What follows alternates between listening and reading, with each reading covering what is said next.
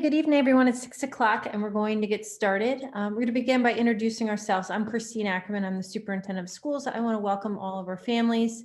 A specific welcome to all of our new families, our new kindergarten parents, new students and their families who've moved in. Thank you for joining us for our overview of what our thinking is at this time about what school will look like in September. We're going to go around the room and introduce ourselves, and all of us will have different speaking points in our presentation tonight. And at the end of the presentation, we will answer any questions. So we're going to start with one of our new faces in the district office, Andrew Lennon. Hi, I'm Andrew Lennon. I'm the Assistant Superintendent for Business, and I started just this month. And so then we're going to go from Ellen, Tony, Adam, Josh, and then our district physician. So go ahead. Hi, everyone. Ellen Doherty, Assistant Superintendent for Pupil Personnel Services. Thanks for joining us tonight. Hi, everyone. I'm Tony Sinanis. I'm the Assistant Superintendent for HR and Leadership here in the district. Welcome to our Back to School webinar. Good evening, Adam Pease. I'm the Assistant Superintendent for Curriculum and Instruction. Hi, good evening. I'm Josh Colwell-Block. I'm the Director of Technology, Innovation, and Mathematics.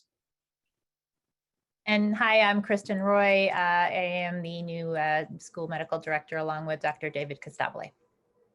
All right, so thank you. So I'm going to share my screen and we are going to get started. We will be recording our presentation and sharing it with you either tomorrow or Friday.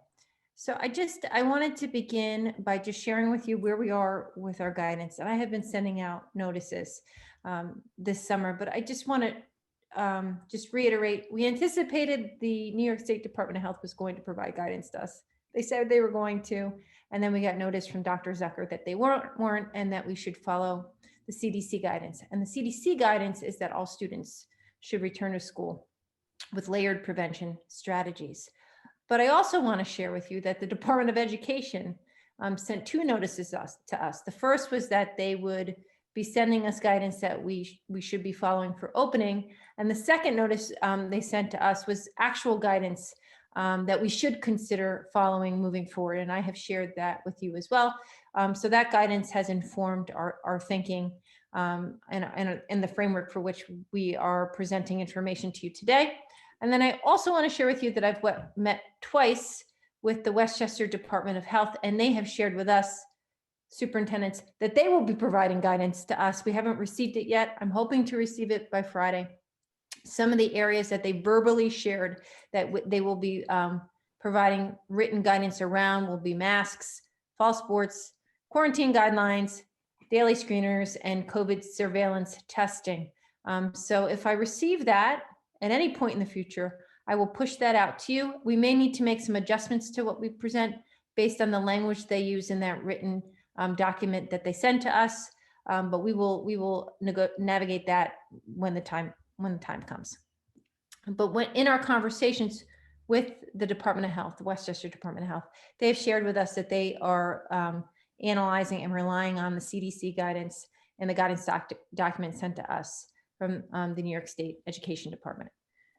Okay, so for our families who are new, I just wanted to share with you how we communicate, or how we communicated our information related to COVID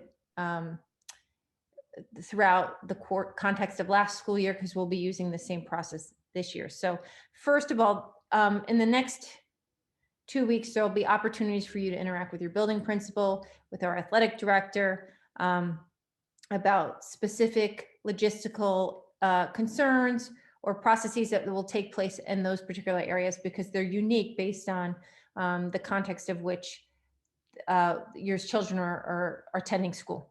And so next week, our principals will be having meetings with our families. Our athletic director is meeting with our high school athletes and their parents tomorrow. The following week, he'll be meeting with our modified families, and then we open schools on September 1. So these are just different opportunities for you to receive information from us and interact with us around questions that you may have. So for our new families and to the district, we house all of our COVID information on our homepage. There's a box here that you click on, and if you click on that box, you get to this screen, and every update that we send this year will be under CCSD resources. We also put the external resources that we use to craft our documents. And then starting next Friday, because fall sports start on Monday, we will be sending out our school-wide notifications regarding our COVID cases. And just to share with those of you who haven't been here before, our district-wide notifications articulate by building any confirmed positive COVID cases that we have. And I share that out weekly with the community. If there's a case that require 5 or more students to quarantine, I send a letter out to that specific building.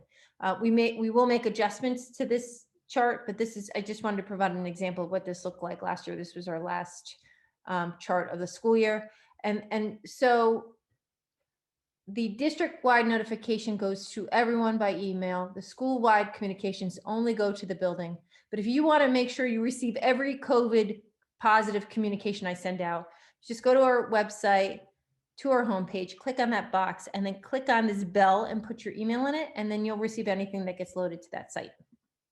All right, so when we talked about our planning, we identified some priorities for us to frame our thinking around. So the first was that all of our decisions were being driven by student safety, but we also wanted to return as normal as possible to district operations before the pandemic happened.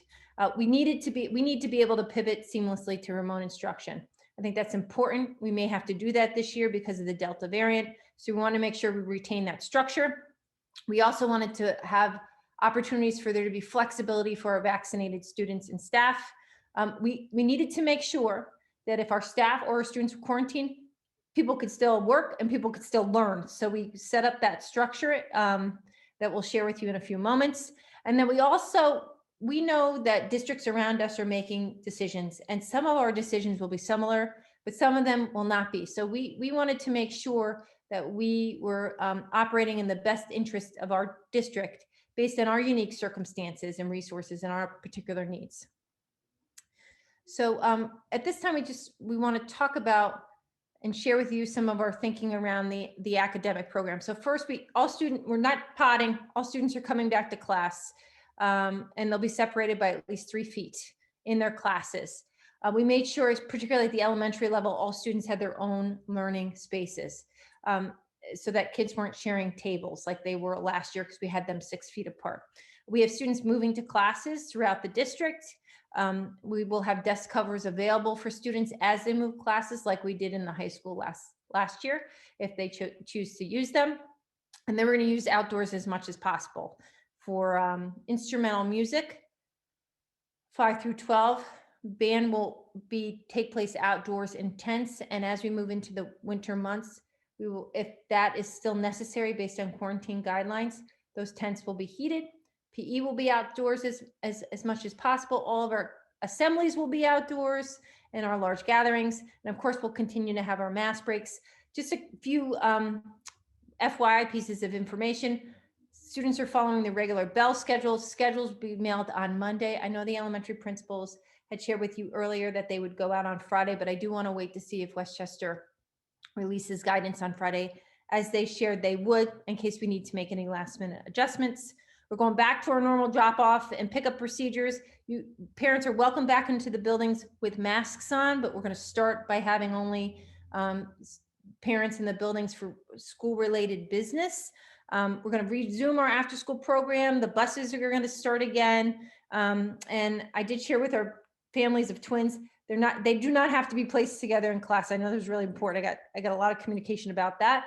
And the reason is because the Westchester Department of Health shared with us in our superintendent's meeting that if students were masked in classrooms and they're 3 feet apart from each other at least, and one of the students is COVID positive, the other students would not need to quarantine as a result of exposure. So that allowed us to have more flexibility with our twins, which we appreciate. And then here's just some examples of what learning looked like in our district last year. And so we plan on leveraging all of our spaces in this way to support our students so they can have a robust experience, regardless of whether in the classroom 3 feet apart or outside. We made it work and we'll continue to make it work for our kids. I want you to know that we've been thinking about our class sizes, particularly at the elementary level, so we can be sure that we can fit everyone in our classes. So I know that we have a lot of conversations around budget time regarding class size, and that's important to people.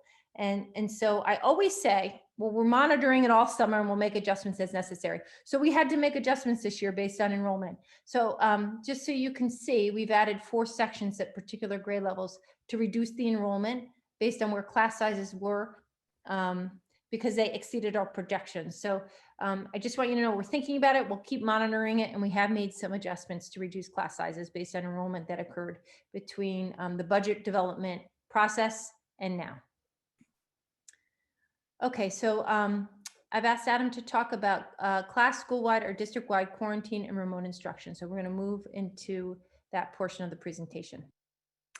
Thank you. So this part of the presentation is really about our flexibility with regard to being able to pivot small groups or large groups of students, perhaps even an entire school or even the entire district, to remote learning if we have to. So the first thing that we're working on to prepare, and this is really thanks to Mr. Colwell-Block and his team, is to make sure that all students have access to technology. So we are ready day one to deploy devices to all of our students, kindergarten through 8th grade. So in kindergarten through 4th grade, those are iPads as they've been in the past. And then at the middle school level, those are Surface Go's. So we have those ready to go. They'll be distributed in the classroom at the elementaries or the homeroom at the middle school.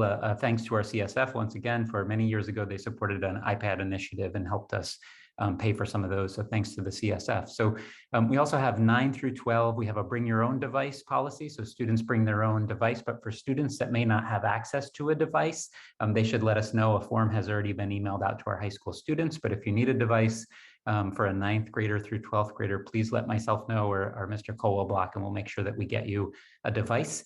Students will hold on to their devices, and that will be really important for us to be able to pivot if a student is quarantined, for example, or if we have to have some students learn remotely. And also with home connectivity, most of our families have access to Wi-Fi at home, but if for whatever reason you may not, or you know of a family that does not, please let us know and we'll make sure we set up some kind of hotspot sponsored by the district so we can set that up. And the last part of this is that our faculty is going to be practicing with our students very early on, so to make sure our students can access the learning management system, which is Google Classroom in the elementary school, Canvas in the middle school and high school, and also practicing the software and hardware that they'll need to access the technology that they'll need to be able to access in the event that we have to go remote.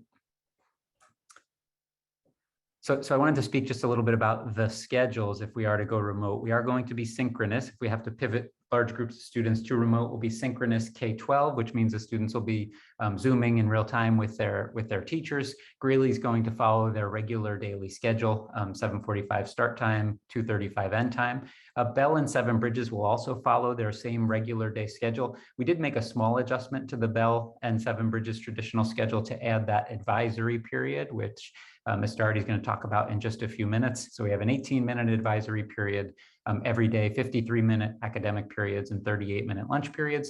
And then I do want to expand on the elementary schedule. If we do transition large groups of students at the elementary level to a online program, we're going to make some modifications to the schedule because learning in that way is challenging for our younger students. So we have some frequent screen breaks worked in and some other things. So at the elementary level, if we do have to go remote, we're going to have a morning routine starting at 9:15. So students will get logged in and plugged in and connected through Zoom, have our morning meeting start at 9:30. You can see instructional block length there, about 30-minute instructional blocks K1, and those will be spaced out throughout the day, 45-minute instructional blocks 2 through 4. And you can see lessons will consist of whole group, small group, conferencing, independent practice, et cetera. And then we'll have snack breaks, brain breaks, movement breaks, things like that throughout the day. And then the core academic subjects as well as the encores will all be synchronous. And I have some schedules that you can see just as an example. We actually shared these with the community last year in the event that we had to move to some kind of large scale transition to remote, but we never had to put these into place, but I did want to share them with the community. So this is just a sample K1 schedule, so you can look at what a student's day might look like. A teacher may decide to move some of these blocks around, but we did want to give you a sense of what it would look like for our youngest learners. And then you can see similar schedule for grades 2 through 4. The learning blocks are a little bit longer, and then we have those breaks spaced throughout the day. So you can get a sense of what that schedule might look like. But again, we'd only transition to that in the event that we moved large groups of students to remote learning. Thank you, Adam. And then Ellen, can you talk about our social emotional learning approach and support for students? Sure. So we will continue to center social emotional learning and teaching the whole child as we have done at the elementary level, K and kindergarten and first grade. We'll do our mood meter check-ins. We'll do some focused breathing and community circle. And at the upper elementary and middle school levels, we'll be doing the check-ins, the mood meter check-in, focused breathing, and community circle.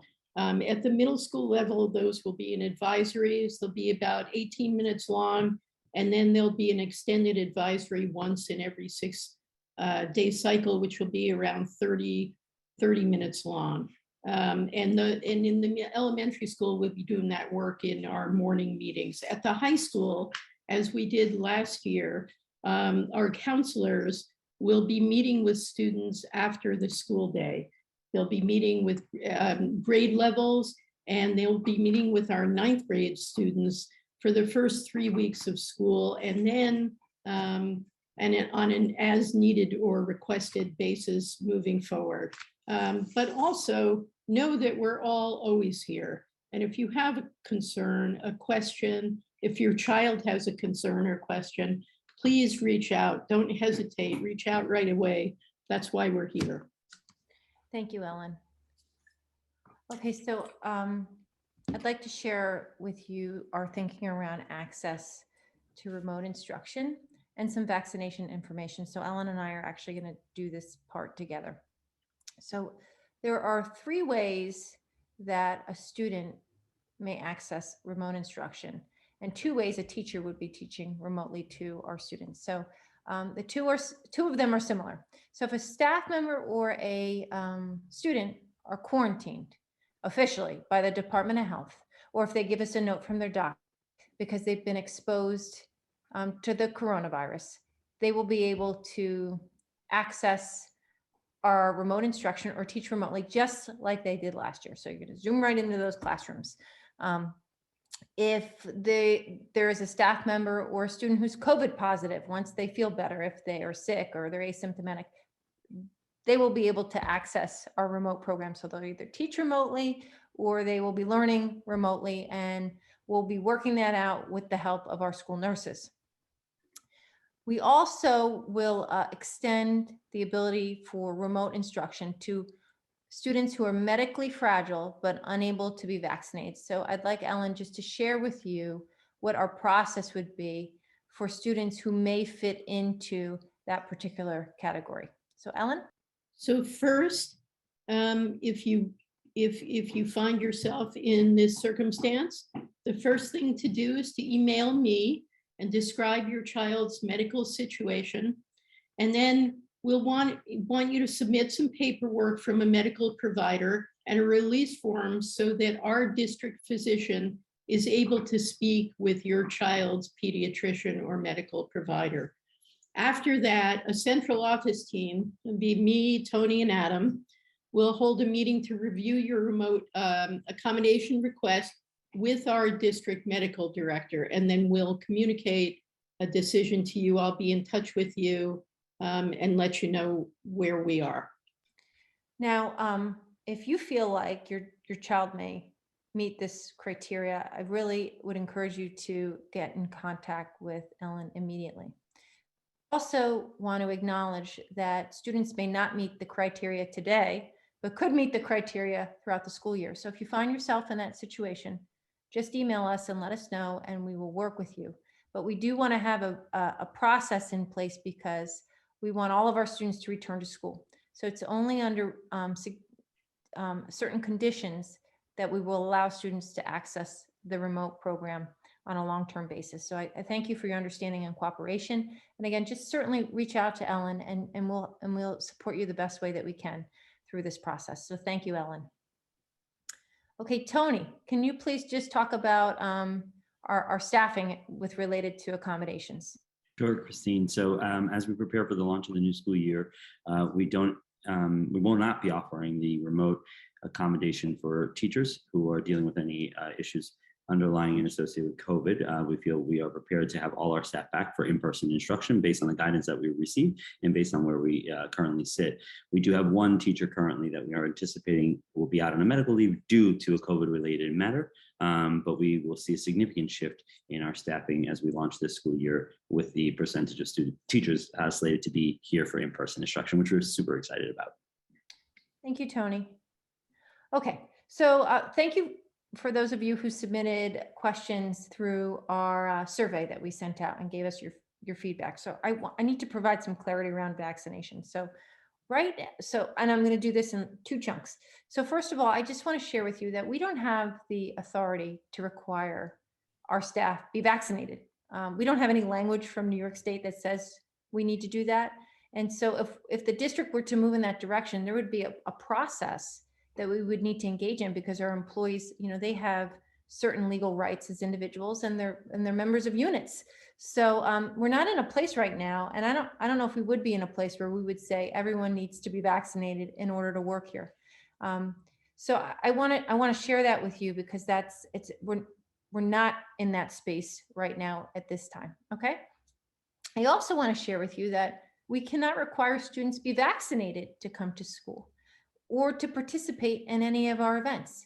Right now, when we, just so you understand the process, the Department of Health tells us what the required vaccinations are for students to attend public school.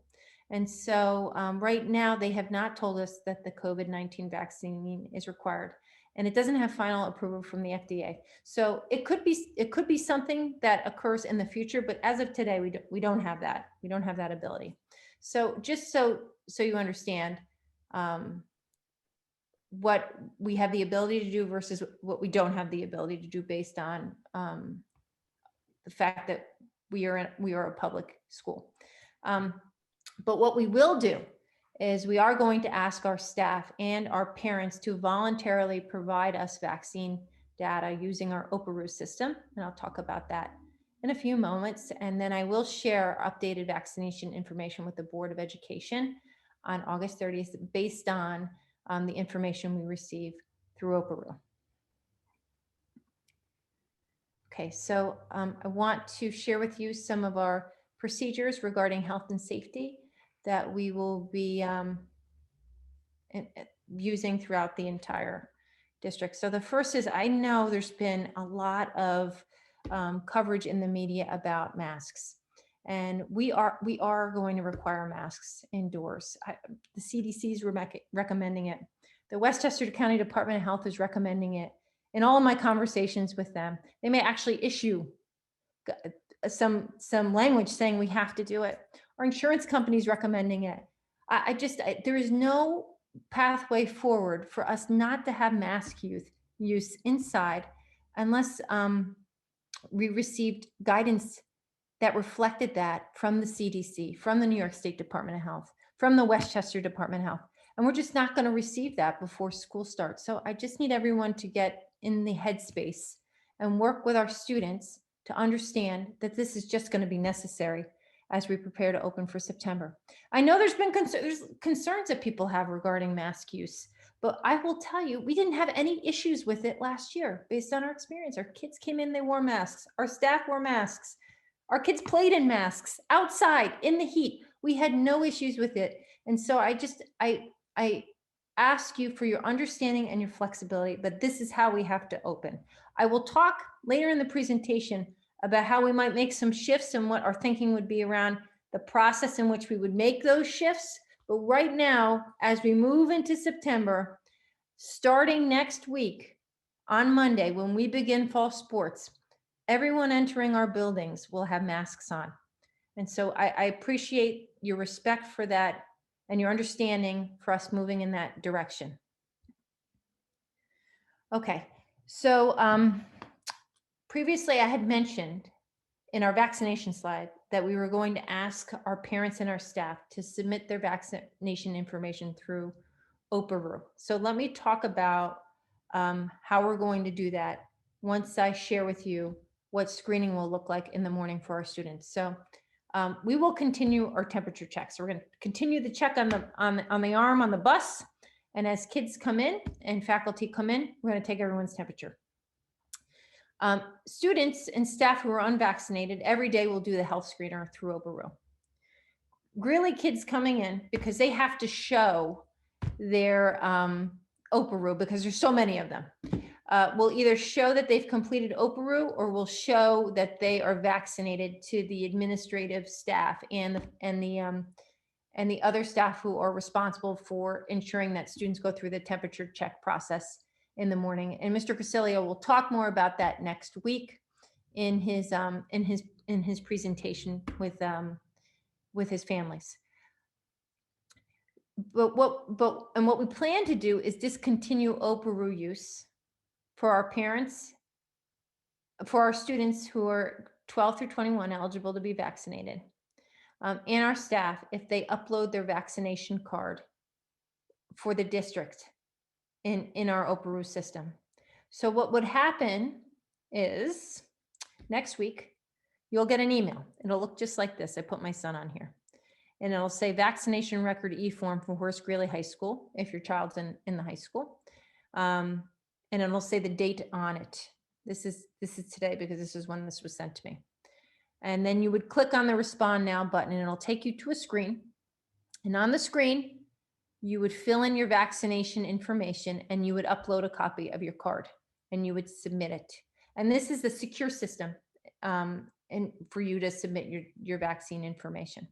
And then we would receive notification that your child was vaccinated. And let me tell you why this is important for you to consider doing. This is optional. If you don't do it, it's fine. Even if you don't do it, your child's vaccinated, you're doing OPERU every day because we're going to act like they're not vaccinated. But let me tell you why it would be important for you to consider letting us know your vaccination status. So first of all, you don't have to do the screener anymore.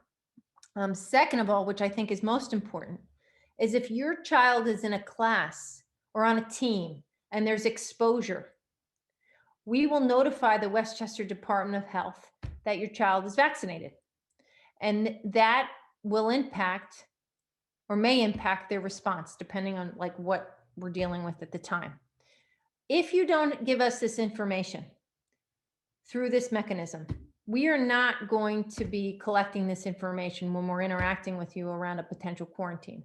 We're going to act like your child's unvaccinated and you're going to have to work with the Department of Health to get out of quarantine based on you're producing your vaccination status or going through that process with them, because we can't be interacting like that with you over the weekend when we're trying to handle a situation.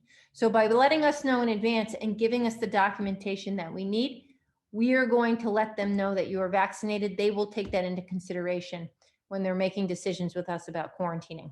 It allows us to track our numbers, which I think is very important. I know it's important to our families to share so that you have an accurate understanding of our staff vaccination. It's very important to us to have an accurate understanding of our student vaccination statistics, because that information may help us make different decisions if we have a high number of students and staff vaccinated when we're looking at whether or not we need to close a building due to closure, particularly at Greeley and in 7th and 8th grade.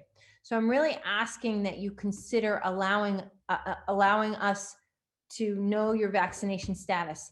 The reason we'd like you to upload your cards is because we've had to interact with the Department of Health over the summer regarding exposure, and they've asked us to verify the vaccination dates to ensure that the vaccination window from the second shot had passed. So this is why we're asking for you to submit the information in this way. And Josh, can you just talk about how this is HIPAA compliant so people understand that their data is Yeah. going to be protected? Why Sure. we chose this method? Yeah, so Operu is a platform that is both FERPA and HIPAA compliant, and all of that data gets stored on our physical servers here in Chappaqua, and they don't go anywhere out of Chappaqua. So only we would see this internally, and we use our internal structures and our internal measures to make sure that only administrators and people who are authenticated to see the data are allowed to see that data. Thank you, Josh, for that. So again, you don't have to do this. We will act like your child is unvaccinated if you don't do this, and that is completely fine. I just need you to understand that if there's an exposure and we don't have this on record, your child is unvaccinated, and that's how we're going to approach it in the moment. And I know you can understand that, because when we're trying to interact around an exposure, we can't be asking people, reviewing vaccination cards, having people email us. We can't be doing that. That's just not going to work for us. So thank you for your consideration, and I hope you seriously consider allowing us to understand your child's vaccination status. It only will keep us all safe. So we're going to start with our staff. We're sending out this registration document tomorrow, and then we plan on sending it to all of our families of students who are eligible to be vaccinated on Tuesday. And this is the first time they've developed this for us, so I just ask you to be flexible. We're going to work with our staff first to try to iron out any kinks before we send it to our families. Okay, so just some other prevention strategies. Some of this is continuation from last year. Some of this is new. So we're going to follow our protocols for our unvaccinated, symptomatic students and staff, where there will be a requirement for clearance to return through a negative COVID test.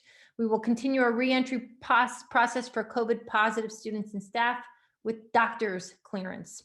Our hallway lockers will not be issued to middle school students in September. We may make an adjustment in October. We're going to start the year with no lockers, but I want to assure you, I already met with staff today.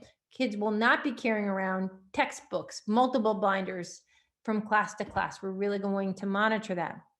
High school and middle school locker rooms will be open before school and after school only for our student athletes. Masks need to be on when they're in those spaces, of course. We're going to have our parent meetings and events outside as much as possible, but we will welcome our families indoor with masks on. We're going to do our COVID education. And then for those families who are not in Greeley, I just want to share with you, we are testing our unvaccinated athletes and coaches for the fall season, and we will be expanding that down to our modified sports as well. Andrew, could you please share with us our cleaning procedures and our equipment work over the summer? Sure. So as I near this midway point of my second week in Chappaqua, that there's one thing evident: that's our facilities staff really take great pride in the buildings that they support and where our students learn. So the cleaning procedures that we have in place going into September will be very similar to those that we had at the end of the school year in June. So families familiar with that will hear this again now, but those who were not here last year, we will have all of our high touch areas cleaned throughout the school day multiple times. Our door handles, our handrails, our bathrooms. Our bathrooms will get multiple cleanings throughout the day. And then each evening we'll be doing deep cleaning using our Clorox 360 product, which is a product that was approved for school use to deal with the COVID-19 virus. All of our communal eating spaces where our children will eat and our staff will eat throughout the day will be cleaned throughout after each lunch period and after each person uses the space.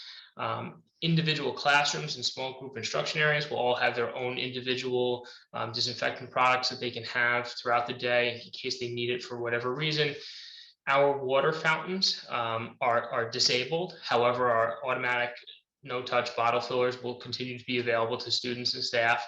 And then our building staff will also be making sure that they track all of their maintenance and cleaning activity through building logs. So we'll continue to do that. And that will be in place until a time in which we have new guidance from the Department of Health or the State Education Department or CDC on what cleaning practices we are allowed to or maybe not allowed to use in the school setting. So we will continue those practices. In terms of our HVAC system, our maintenance staff has spent the summer, much like they did last year, making sure that all of our facilities have working ventilation systems and HVAC systems. We will use MERV 8 and MERV 13 filters wherever possible. Some of our units cannot accept the MERV 13, but we will make sure that their capacity, if they have the capacity to accept them, we will be using them there. All of our units have been function tested by our partners at Atlantic Westchester, who handles all of our HVAC maintenance, as well as our own in-district maintenance staff has been on top of this throughout the summer. All of our fresh air makeup air has been updated and checked to make sure it's working properly so that our buildings get a proper amount of air turnover. And we've made sure that our HVAC coils have been disinfected throughout the year. So where the warm air crosses over the cooling coils, we've made sure that those have been chemically disinfected so that there's nothing brewing in those systems. Our building management systems supported by Johnson Controls has been checked, and our schedules have been checked, and we will continue to do that to make sure that each space gets the appropriate amount of air turnover throughout the school year. And we've also checked all of our refrigeration equipment in our cafeterias and locker rooms where there's ice machines and whatnot to make sure that they're functioning properly. And I have no doubt that our facility staff will continue to be responsive to any of the needs of our building staff or our students. Thank you. Thank you, Andrew, for that. So I just want to share, we're going to also moving to transportation. We're going to do everything the same this year that we did last year, including siblings sitting together on the bus. We are going to continue to assign seats to our students in grades K through 8. Again, if we can make adjustments in the future, we will, but we're going to start the year exactly as we ended the year in terms of how we're going to support transportation on the bus. I also know that because we're running our extracurricular program, that other outside agencies will be transporting kids from school. That's fine. That's not an issue. I think that's great that extracurricular activities and outside agencies are starting as well. But for us, we're responsible for transporting students who are taking our buses home. So we, at the beginning, are not going to allow students to have guests go home with them from school on the bus. So again, if we're able to make some adjustments in the future, we'll do that. But I just want to get an understanding of what the quarantine guidance is for buses as we move forward before we start adding some flexibility layers to that. Food services will be the same as they were at the end of the year. Starting this year, with the exception of the middle schools, we will be able to move back into the cafeterias because we are not using those spaces for classes. So students will be 7 feet apart when they're inside, K through 8. We are opening up again for students in grades 9 through 11 to walk off campus to eat lunch to reduce that density at Greeley. We will be providing free lunch to all of our students following the same process we did last year. We're also going to let students purchase items in the cafeteria if they choose to. Principals will talk more about that with you next week. We'll make sure our youngest kids are practicing hand hygiene procedures too as they're eating. Okay, so a few other decisions that we needed to make and opportunities for us to share more information to you moving forward.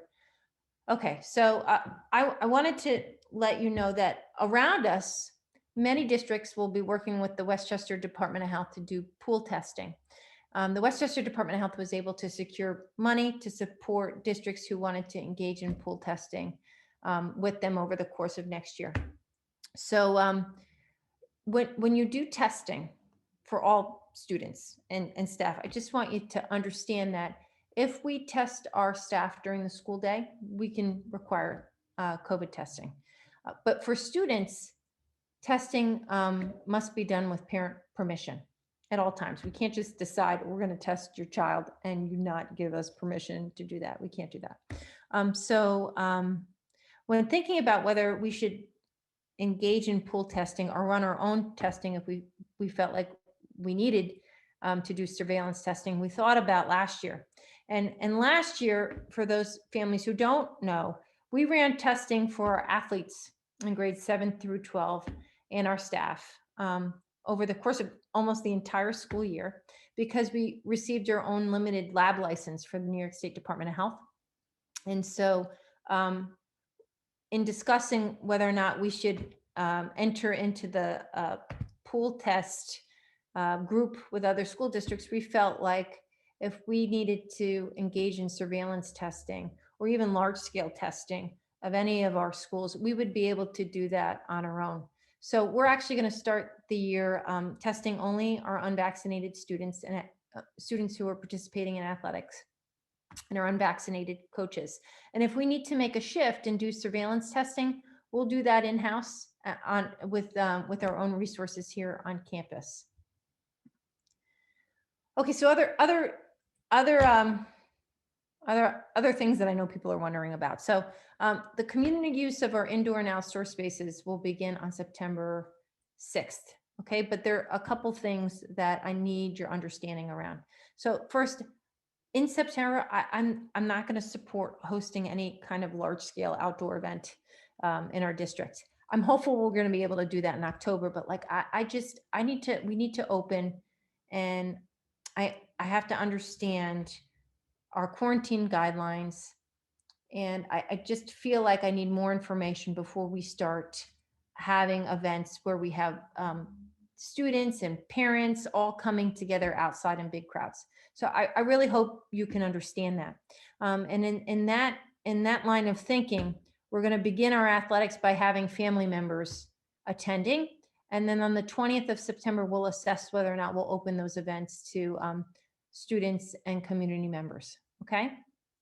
I am going to start allowing our normal organizations to reserve our indoor spaces for small scale events and meetings, practices, and singleton games. Like we're not going to have a basketball tournament with 20 schools coming here in the winter. I just can't see that happening. Maybe it could happen, but we can't plan as if that's going to be okay. So but we will start allowing spaces to be reserved, provided anyone reserving our space submits a COVID plan that I approve, and your practices mirror our practices to the greatest extent possible. So we will begin that process soon. I know that's important, particularly for our rec teams in the winter who had to make some adjustments last year or couldn't run their programs. So I'm optimistic we're going to be able to support everybody throughout the entire year, our own students here going to school and in our rec programs. But I got to tell you, as long as we're in this high transmission ranges, like substantial or high designated by CDC, we have to proceed with caution, and that's where we are right now. So we're just trying to scaffold our opening the best that we can, and to gather information before we expand our approach to larger groups of people. Okay, so then the other question that came in is, when are you going to know when you're going to make an adjustment? So normally the Department of Health would release new guidance. That's what happened last year, but I don't think that's going to happen this year. So first I want to talk about like if I have to close. So if we're in a, first of all, I only had to do that like 3 times last year, 2 times at Roaring Brook, I think it was 2 times at Roaring Brook and maybe once at the high school. And that's because it was early on and we were finding out about cases late, and we didn't have the opportunity to contact trace before the next day. So we stayed, for those of you who never, we stayed open the whole year. We had pockets of people out because of quarantine, but every building was open like every day. So if we're in a situation, and I see in the news, like Florida, a lot of schools are closing, all these kids are out in quarantine. If we're in a situation where I need to close a building or I need to close the district, I'll do that with the Westchester Department of Health. But I share that with you because you need to understand that you have to be prepared that could happen any given morning. It's not like when you have a snow day, and often you can think about it the night before because the weatherman's predicting it. I may have to just make a call, and I know the burden that puts on our families, particularly of those with youngest students, but I just need to be prepared if that has to happen. But I also want you to know I know how serious that is. So those decisions won't be made lightly. That's the first thing. So the second thing I want you to understand is that anytime we receive written guidance from the health organizations, the Westchester Department of Health or the New York State Department of Health, we follow their guidance. So we will do that every step of the way. So if new guidance is released, I will share it with you, and we will likely follow it. That's been our approach. That served us very well last year. They may also release information or guidance to us to follow the new CDC guidance, which is what the New York State Department of Health has done.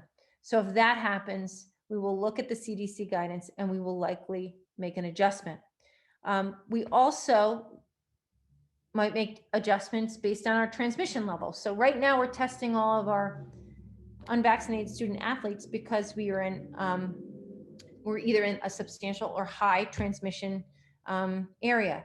If that were to be reduced, we may not test our unvaccinated student athletes. Those are considerations that we can make as our transmission level is reduced.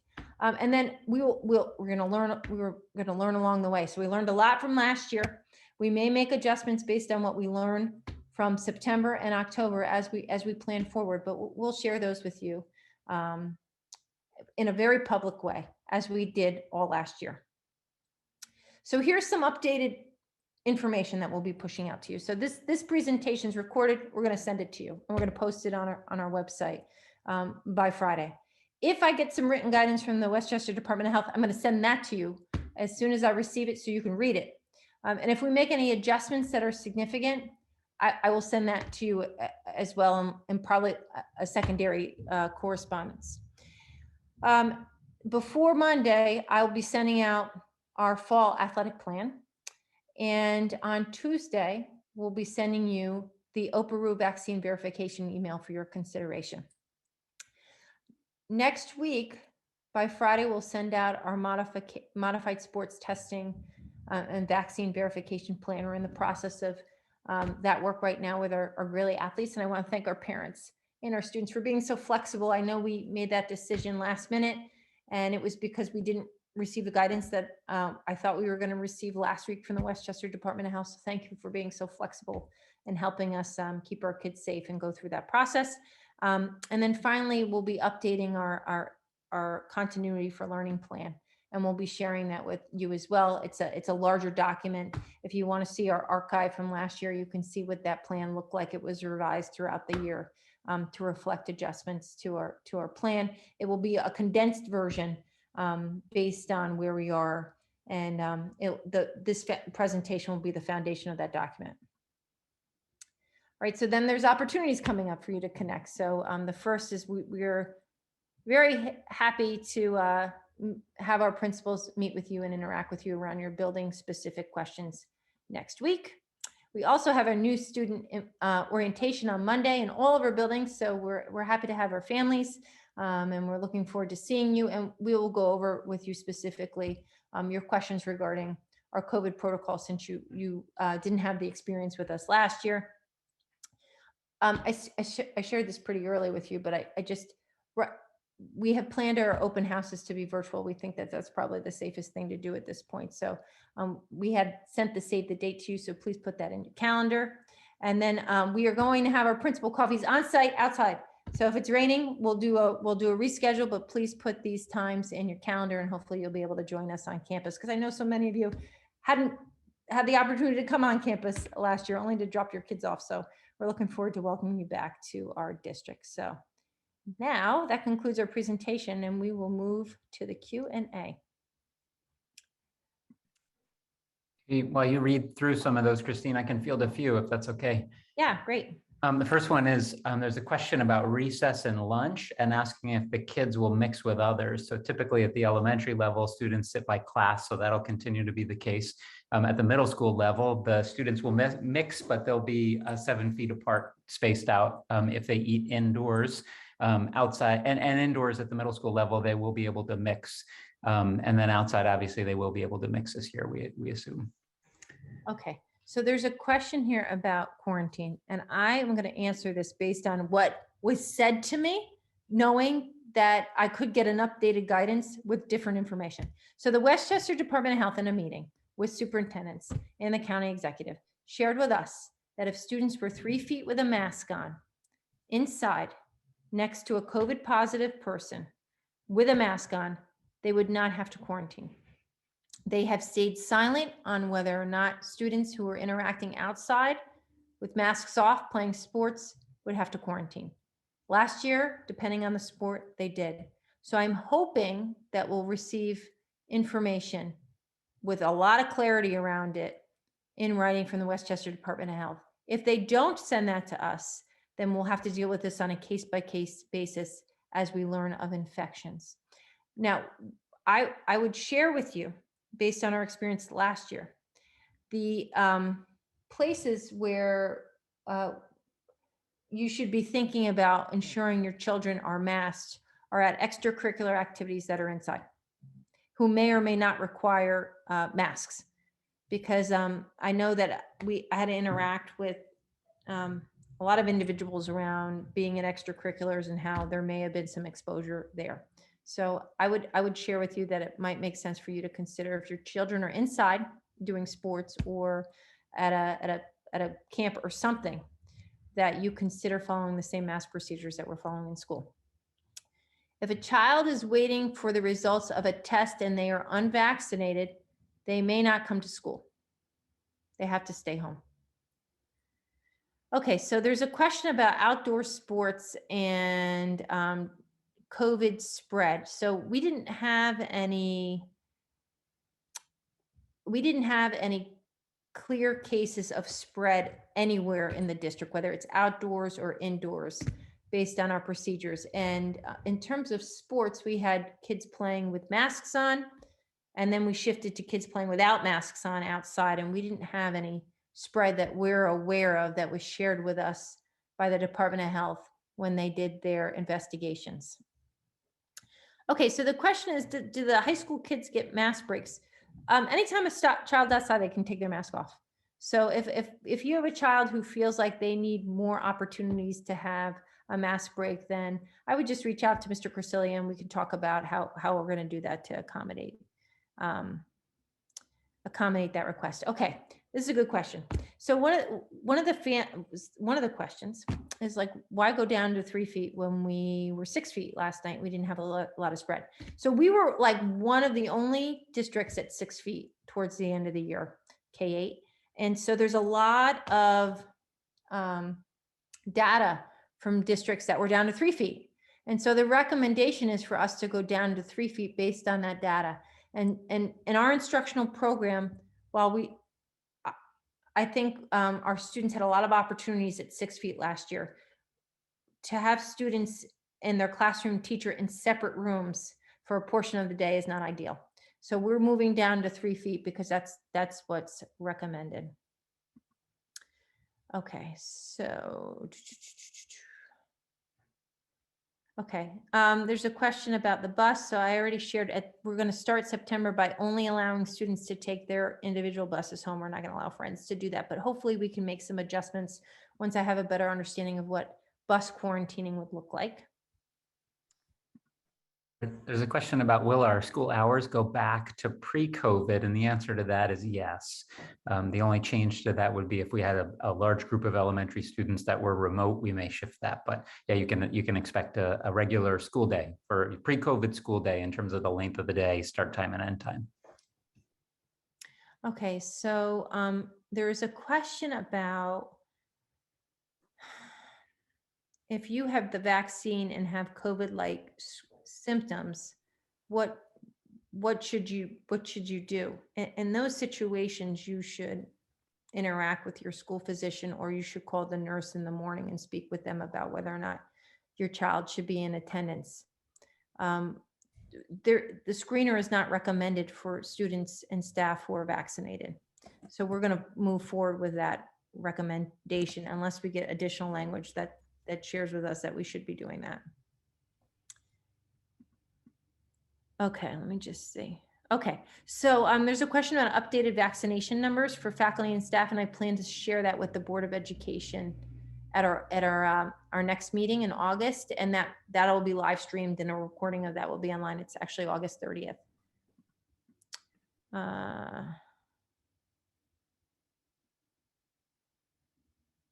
Wednesdays are full days. Freshmen can leave campus. They can walk off of campus. Kindergartners will be eating in the cafeteria or outside or in the gym, depending on what building they're in.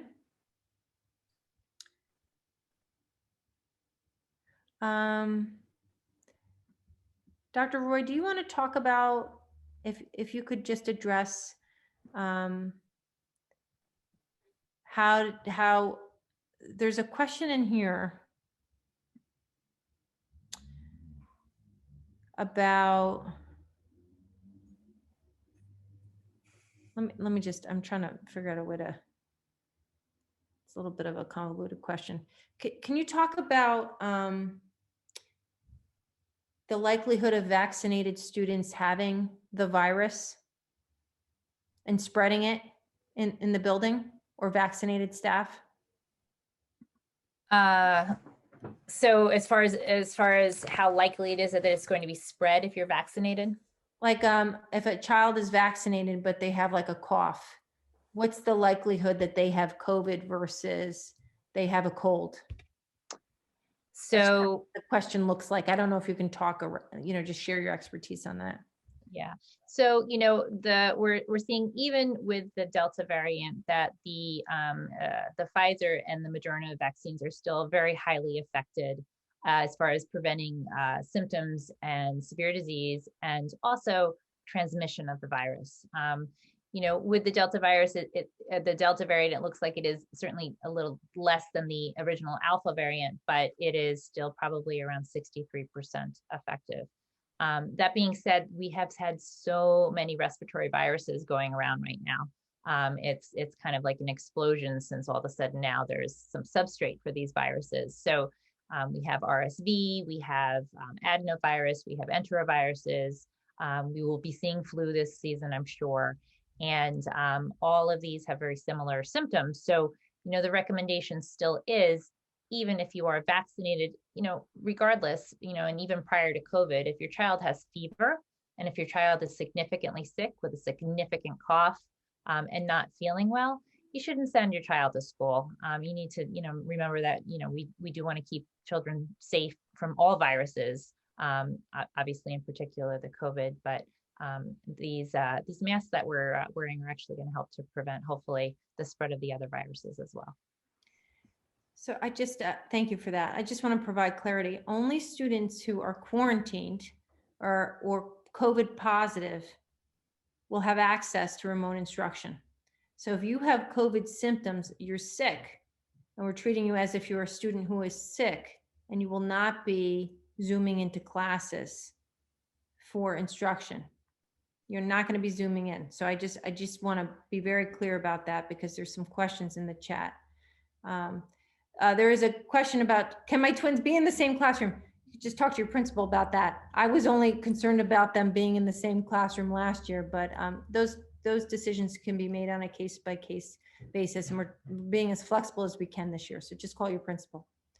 Okay, so there's a question about like the bus and exposure and quarantine.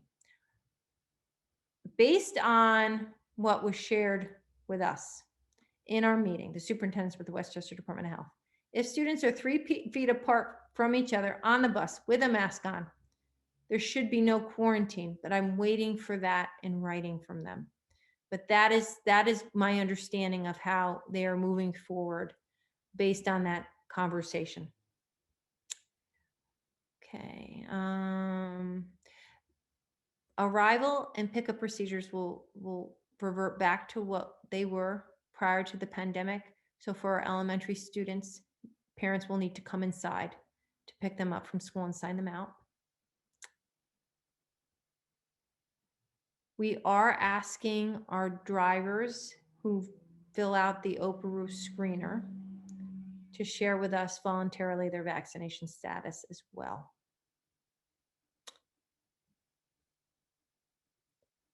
Presentation will be on the website. We are reverting back to our elementary, middle, and high school schedules from before the pandemic. All of that is online. Cafeteria will be serving hot meals. No masks outside, not for our athletes and not for any of our students.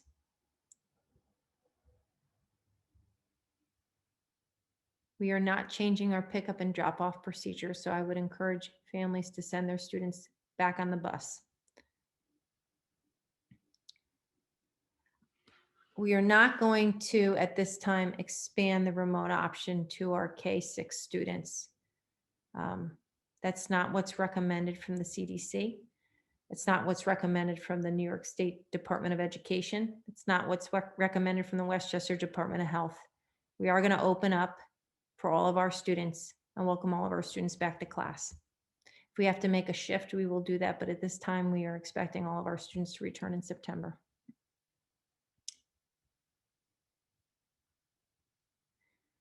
Okay. There are questions about device use in classes and whether or not it'll be at the same degree that it was last year. Adam, do you want to respond to that?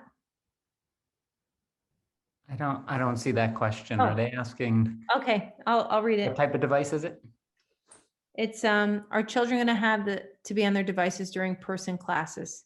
They used last year they used their laptops most of the day, even while in class. Yep, I can feel that. So in the beginning of the year, we'll have students on their devices often, so they get really used to them. In the event that we have to transition to remote or a student's quarantined, we want them to be able to connect to Zoom, for example, and access the instructional materials that they will need to.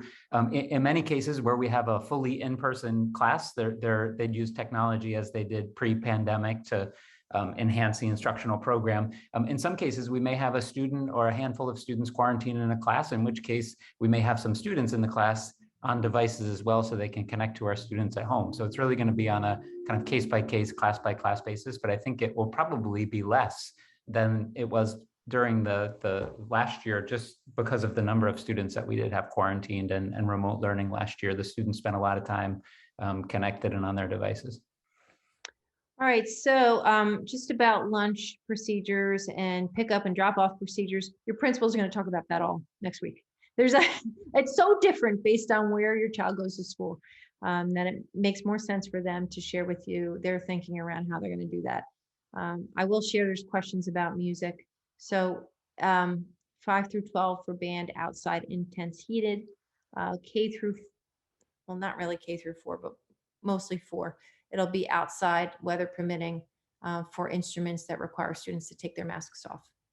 And hopefully by the time it gets colder out, we may have some flexibility in the quarantine guidance that allows that to take place inside with some significant space between the students. But right now we don't have it, so we're making those decisions based on last year's experiences. So a lot of good questions in here. We'll share a lot of them, though, are building specific. So we will copy this and share it out with the principals so they can be prepared for your presentations next week. Okay, let me just see here.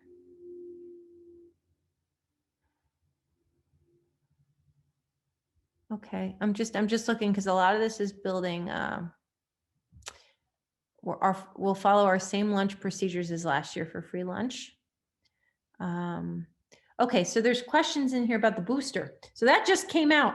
So we need to get a better handle on that moving forward. And so we'll release information when we know exactly what is being asked of us to do and the rollout for that process. But right now we're going to treat all individuals who upload those cards as fully vaccinated until we're given direction otherwise. Oh, Dr. Roy, can you give some feedback on what type of masks you recommend parents consider for their children?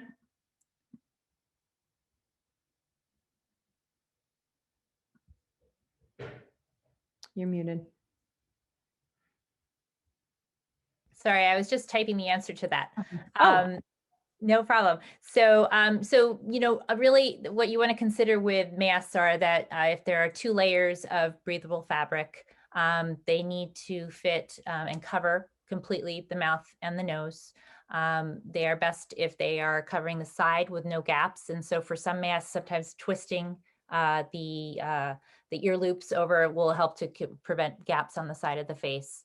And we also do recommend masks that have a little bit of a wire at the top of the nose to prevent air from escaping out of the top of the mask. Okay, there are questions in here. There's some energized questions about remote instruction and pending tests, and why wouldn't we follow some of our procedures like we did last year? So the CDC is actually recommending, and that's not a requirement for us, that vaccinated people who are exposed to the virus be tested a few days after that exposure.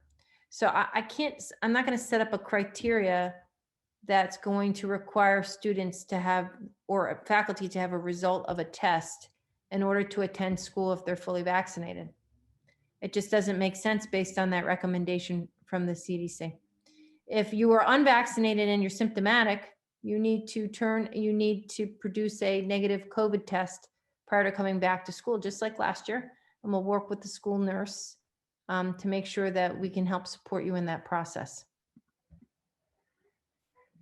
But if you're symptomatic and you are receiving a test, you're sick. So we don't want you accessing remote instruction while you're sick. So we're not going to move forward. We're not moving in that direction.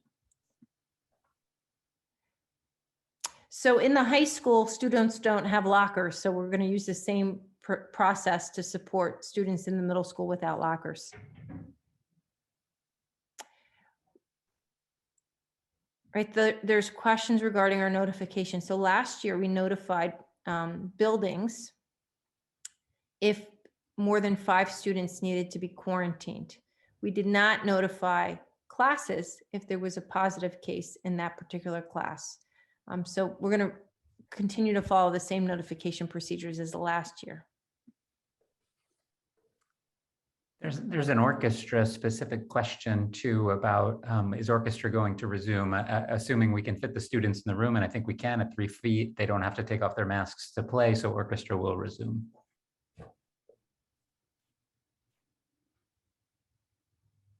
Okay, so there's a question about the Oprah email mentioning Pfizer. So it mentioned Pfizer because of my specific child's ability to only take one specific vaccination, but I understand that our older students have access to the other 2 choices. So it will adjust based on the age of your child.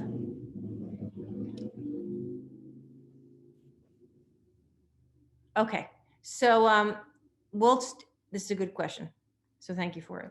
Students will still need to come to school and leave school with everything that they will need to be able to go remote the next day. So we will be asking students to bring home everything as if they're not coming back the next day to school. So if what we did receive from families was that the middle school movement was very challenging.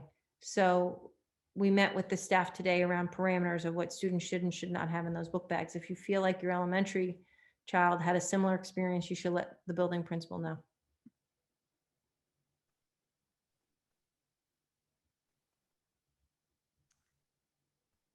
There is a question about masking outside. I know you mentioned this, Christine, but just to reiterate, students certainly can wear masks outside if they'd like to. It's not required that they wear masks outside.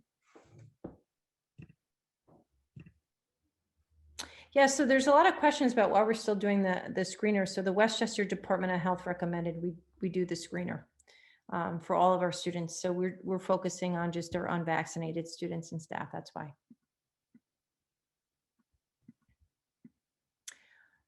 So there's questions about like lunch and we're new here. Your building principals will talk about that because it's different in every building. So it all depends on where you are. And so you'll get plenty of information before school starts about how lunch is going to operate, depending on where your child goes to school.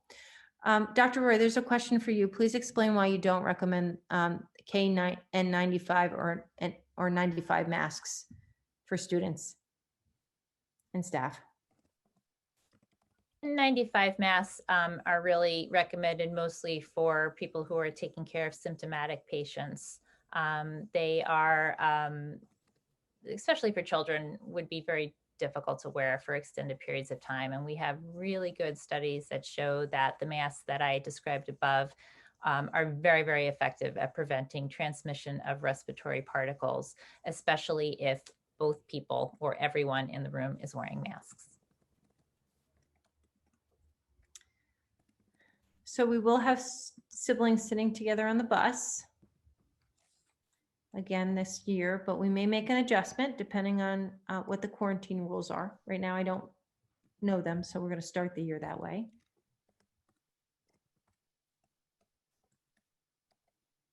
Okay, let me I just want to go through here and make sure before we end that there's questions specific to the high school and tours for freshmen and opportunities for kids to come in. Andrew will address those next week with our families in his meeting.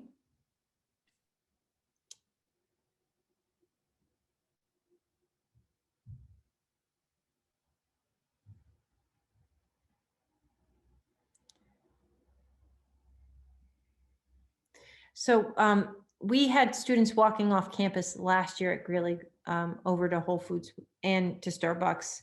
We didn't monitor that because it's off campus. So if you have concerns about your child walking off campus, you just need to let the high school administration know, and then we'll make sure your child doesn't leave the campus. We're going to eat lunch outside as much as possible. And if we move to inside, we'll be eating in large spaces with the students at least 7 feet apart.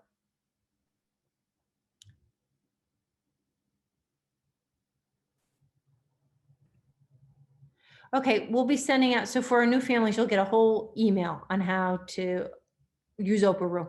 So we'll send that out as a part of your onboarding process. Okay, I'm almost done here. Hold on one second. On the website, you can click on a tab, and it puts the start and end time for each building. But when we send this email out tomorrow, I will put that in the email because there are so many questions coming in about that. So we'll make sure that we share that very clearly.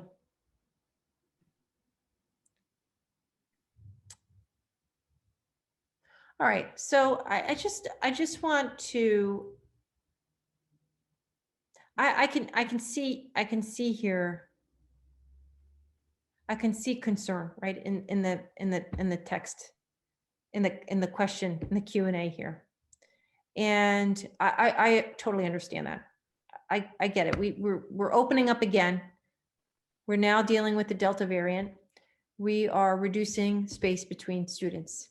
I understand that coming to school, and particularly for elementary parents where students don't have the opportunity to be vaccinated yet, is creating a level of concern for you. I completely understand that. We are very serious about making sure that we're providing the safest environment for all of our students.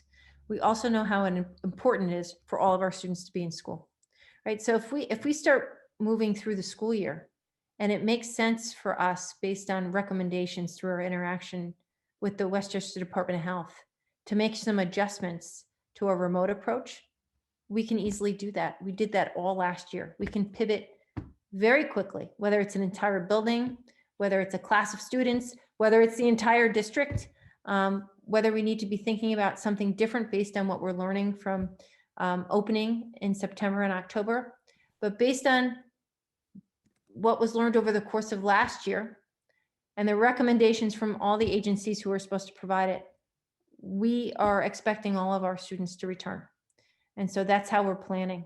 And if you have a specific situation that warrants additional consideration because your child's medically fragile, we will take that seriously. And if we have to make adjustments along the way here, we are well prepared to do that, and we're really experienced in it. But we ended the year with very few students at the elementary level learning remotely. You can go back into the board minutes and you can see it. And our principals are committed to making sure, and our faculty, that schools run efficiently and safely for all of our students. So we are opening in September, and we're only using that remote option if students are quarantined. That's the plan. And so that I need you to be in the mind space that's how I need you to be thinking about preparing your students for September. Now, if you are really having a hard time preparing yourself and your child for opening, call your building principal. They were meeting with parents and students all last year to help transition students back into the buildings. But because we had so few students not attending school at the end of the year, the number of students who might be concerned about returning in September should be very small. So we should be able to help you. We will help you as we prepare to open, to get comfortable with us opening in September.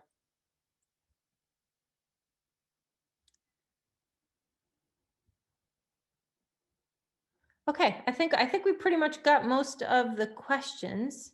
I know there's questions about the bus. We had siblings sit together.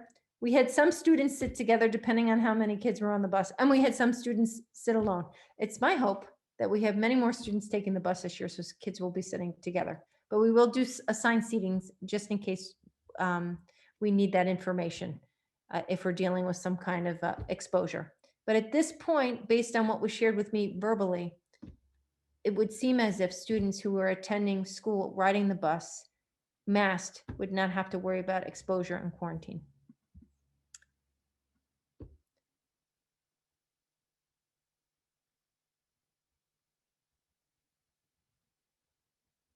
Okay. All right. So thank you, everyone. You can reach any of us at any time over email. You'll have the opportunity to interact with your principals again, and I'll be sending information out to you in the near future based on what I shared with you towards the end of that presentation. I appreciate your understanding and your flexibility. We welcome your feedback, and I just need you to know how seriously we are approaching opening, because our students deserve that. So I want to thank my team here. I want to thank Dr. Roy for being with us this afternoon, and I hope you all have a great evening. Thank you.